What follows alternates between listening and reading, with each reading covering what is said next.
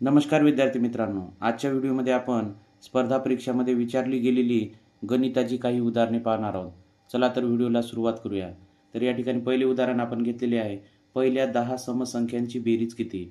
तर विद्यार्थी मित्रांनो, ज्यावेळेस क्रमवार समसंख्येची बेरीज विचारलेली असते त्यासाठी एक सूत्र लक्षात घ्यायचे आहे. n कंसामध्ये n+1 म्हणजेच एकूण संख्या, n म्हणजेच एकूण संख्या, या ठिकाणी 10 संख्या दिलेल्या आहेत, गुणिले 10च्या पुढची संख्या म्हणजेच 11, या दोन्हीचा गुणाकार करावा आणि हा गुणाकार केल्यानंतर उत्तर येणार आहे 110. म्हणजे पहिल्या 10 समसंख्यांची बेरीज आहे 110. यानंतर या ठिकाणी दुसरे उदाहरण घेतलेले आहेत. 15 गुणिले 7 वजा 45 भागिले 5 सोडवल्यावर उत्तर किती येईल. तर ही पदावली आहे. ही पदावली सोडवताना सुरुवातीला आपण भागाकार करणार आहे. म्हणून 15 गुणिले 7 वजा 5 नम 45, त्यानंतर गुणाकार करूया. 15 7 105 वजा 9. आता शेवटी वजाबाकीची क्रिया करूया आपण. 105 मधून 9 गेले, उरले 96. म्हणजे या पदावलीचे उत्तर आहे 96. यानंतर तिसरे उदाहरण आहे. 1/10 अधिक 1/100 अधिक 1/1000 आणि 1/10,000 यांची बेरीज किती येईल. तर विद्यार्थी मित्रांनो, याला आपल्याला दशांश अपूर्णांकामध्ये रूपांतरित करायचं आहे.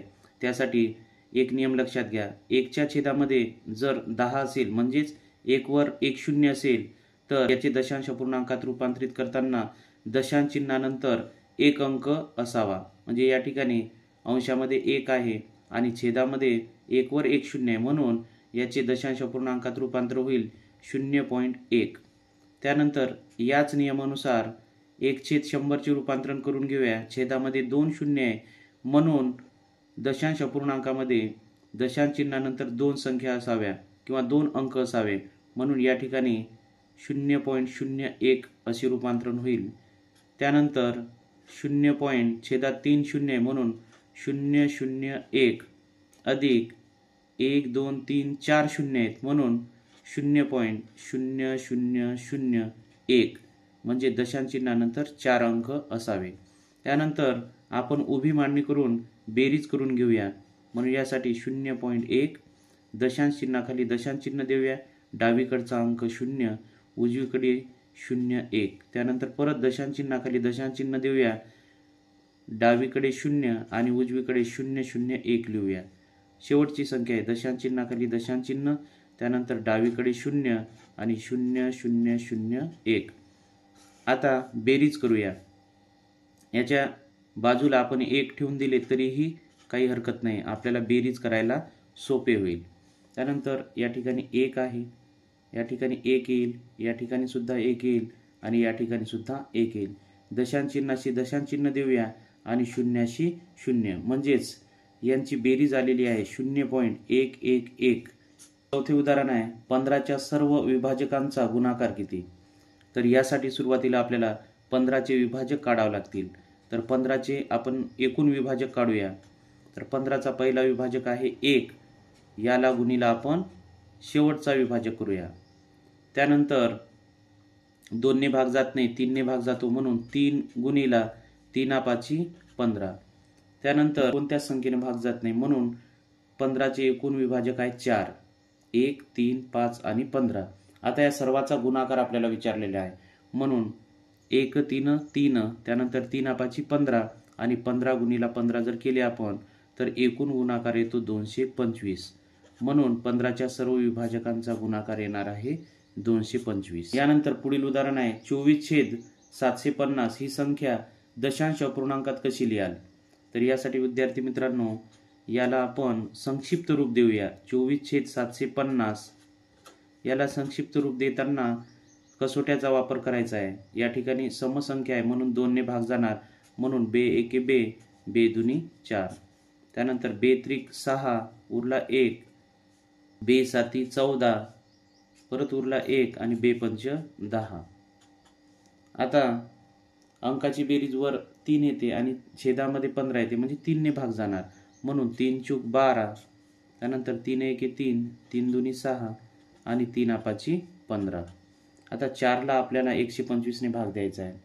मग यासाठी आपण 125 पेक्षा 4 लहान आहेत म्हणून पहिला भाग शून्याचा देऊया. दशांश चिन्ह देऊया आणि त्यानंतर एक शून्य घेऊया. तरी सुद्धा 125 पेक्षा 40 लहान आहे म्हणून परत शून्याचा भाग देऊया आणि आणखी एक शून्य घेऊया. आता मात्र 125 पेक्षा 400 मोठे आहेत म्हणून 125 त्रिक तिसरा भाग बसतो 375. आता 400 मधून 375 गेले, उरले 25. परत एक शून्य घेऊया. त्यानंतर 125 दुने 250 होतात म्हणून या ठिकाणी उत्तर आलेले आहेत 0.032. एका टाकीत एक पंचमांश पाणी भरलेले आहे. ते पूर्ण भरण्यासाठी आणखी 80 लिटर पाणी लागत असेल तर त्या भांड्याची क्षमता किती? तर विद्यार्थी मित्रांनो, हा प्रश्न आपण आकृतीच्या माध्यमातून सुद्धा सोडू शकतो. तर बघूया आपण. समजा एक अशी आकृती आहे किंवा पाण्याची टाकी आहे. आता दिलेल्या माहितीनुसार एक पंचमांश पाणी भरलेले आहेत. एक पंचमांश म्हणजेच 1/5. 1/5 आहे म्हणून आपण 5 समान भाग करूया. 1, 2, 3, 4 आणि 5 असे 5 भाग. आता 5 पैकी एक भाग पाणी भरलेला आहे म्हणजे हा भाग पाणी भरलेला आहे आणि हे सर्व समान भाग आहेत. एक भाग पाणी भरलेला आहे. पूर्ण भरण्यासाठी आणखी 80 लिटर पाणी लागते म्हणजेच या 4 भागांमध्ये 80 लिटर पाणी बसते. मग आता 4 भागा मिळून जर का 80 लिटर बसत असेल तर प्रत्येक भाग हा 20 लिटरचा असेल आणि सर्व भाग समान असल्यामुळे या भागामध्ये सुद्धा 20 लिटर पाणी असेल आणि या सर्वाची जर का आपण बेरीज केली तर त्या टाकीची क्षमता निघते 100 लिटर. म्हणून त्या टाकीची किंवा त्या भांड्याची क्षमता आहे 100 लिटर.